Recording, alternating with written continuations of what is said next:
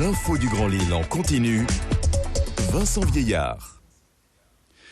Bonsoir à toutes et à tous, il est 18h passé de quelques secondes sur Grand Lille TV. Nous sommes en direct pour un nouveau flash d'information et on commence avec vos prévisions météo puisque comme vous le voyez sur cette carte, il n'y a rien à signaler sur la métropole lilloise, toujours environ 6 degrés. Bref, des températures au-dessus des normales de saison.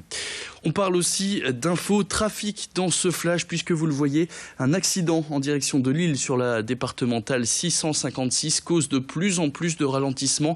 Attention à ce suraccident et cet accident juste à côté de Marc-en-Barœul. Et puis enfin, la circulation toujours compliquée aux alentours de Roubaix, comme depuis ce lundi midi. À peine fini le réveillon de Noël qu'il faut déjà penser à préparer le nouvel an. Alors si certains vénards sont en vacances, d'autres, comme nous, sont au travail et certains le seront même le 31 au soir. Tout au long de la semaine sur Grand Lille TV, nous allons vous présenter des personnes qui passeront leur réveillon auprès de leurs collègues. Et ce lundi, direction l'hôpital Jeanne de Flandre. Jeanne de Flandre, c'est la plus grande maternité de France métropolitaine avec près de 6000 naissances chaque année. La soirée des sages-femmes et du personnel restera quand même festive puisqu'un repas entre collègues est prévu. Des cadeaux vont être distribués. Les équipes, elles, se tiendront prêtes pour accueillir les derniers bébés de 2016, mais surtout le premier de 2017, l'heureux élu qui se verra offrir des petits cadeaux par la maternité, comme nous l'explique cette sage-femme qu'a rencontrée Clotilde Leguevac. C'est une garde où chacun ramène un petit quelque chose à manger, en espérant avoir le temps de profiter de tous les repas de tout le monde.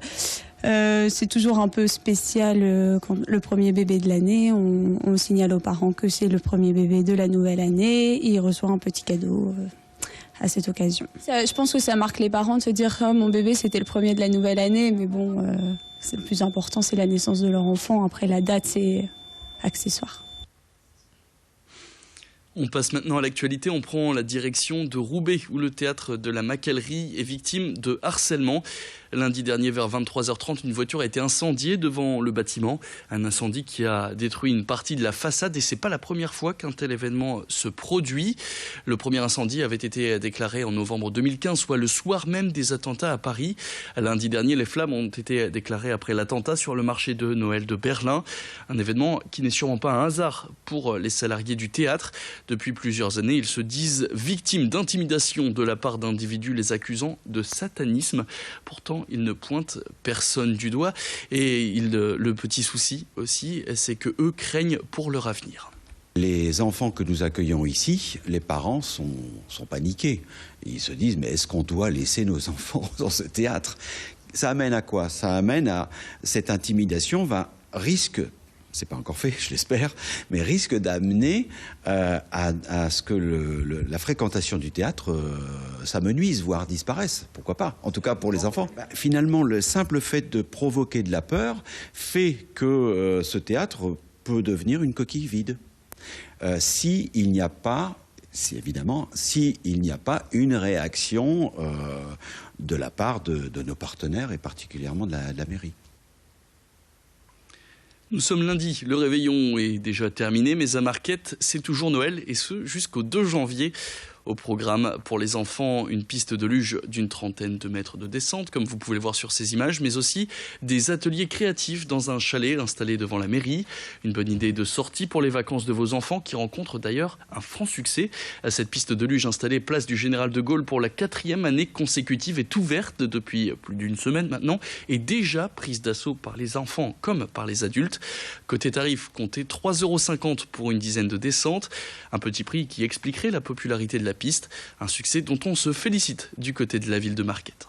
On a déjà une affluence record avec plein d'enfants et plein de familles qui ont déjà testé ou redécouvert les plaisirs de la glisse sur cette piste. Là, on a tout de suite commencé très fort avec plusieurs centaines de descentes par jour.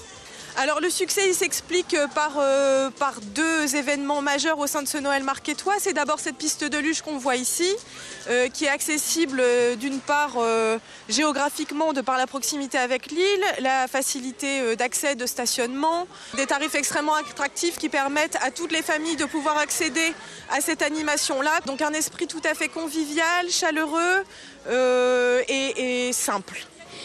J'ai descendu avec une bouée sur des trucs Ah bah c'était super. Bah en fait, des fois tu tournes en arrière et on dirait que tu vas tomber, mais en vrai tu tombes pas. Bon, c'est sympa, bon après c'est pour les enfants et ils s'amusent bien. Même pour les adultes c'est rigolo. Bah je trouve que ça va vite et j'aime bien. Ouais, bah ils s'amusent, c'est bien que la mairie organise ça, c'est sympa. Nous on a eu des places avec l'école en plus. Comme elle est scolarisée sur Marquette, elle a eu des places, on en a repris d'autres en même temps. Donc voilà, c'est bien, je trouve que c'est une bonne chose. Toujours dans l'actualité, les fins d'année sont primordiales pour les associations et les instituts, à l'image de l'Institut Pasteur de Lille. 40% des dons dont ils dépendent sont faits par la population sur le dernier trimestre. Ils espèrent récolter 1 600 000 € sur cette année 2016 pour subvenir à des besoins de plus en plus importants. L'Institut, lui, est basé à Lille depuis plus de 100 ans et il travaille aujourd'hui sur l'amélioration des connaissances des pathologies liées au vieillissement, comme la maladie d'Alzheimer par exemple. Des problèmes de plus en plus susceptibles de nous toucher malheureusement, nous ou nos proches. Et ils ont des arguments chocs pour tenter de convaincre les possibles donateurs. 66% de chaque don effectué avant le 31 décembre sera défiscalisé. Mais si vous ne voulez pas ou ne pouvez pas donner d'argent, il existe une autre solution. Il suffit de se rendre sur le site internet de l'Institut Pasteur et de préparer un événement qui sera sponsorisé par des mécènes. Pour moi, il est important de soutenir le projet. Effectivement, la défiscalisation, donc à hauteur de 66%, est peut-être un facteur incitatif. C'est-à-dire que c'est bien de savoir aussi qu'on peut profiter d'une réduction d'impôt. Donc là, on est dans les derniers jours de l'année. Donc les gens qui souhaitent réduire leur imposition 2016 peuvent faire un don qui sera déductible de leur déclaration d'impôt. Donc à hauteur de 66% pour tout don réalisé avant le 31 décembre. Vous l'avez compris, il ne reste donc que quelques jours avant de pouvoir profiter de la défiscalisation sur votre don que vous pouvez faire donc sur le site internet de l'Institut Pasteur de Lille. On fait un dernier point sur l'infotrafic puisque je vous rappelle ces 3 accidents désormais sur la D656 en direction de Lille. Des accidents qui causent de plusieurs kilomètres de ralentissement dans la métropole lilloise. Ralentissement que vous pouvez retrouver en haut à droite de votre écran au niveau de la ville de Roubaix. Voilà pour l'actualité de ce lundi soir. Tout de suite, vous retrouvez la météo de Clotilde Leguevac d'ici une trentaine de secondes. Nous, on se retrouve dans un quart d'heure.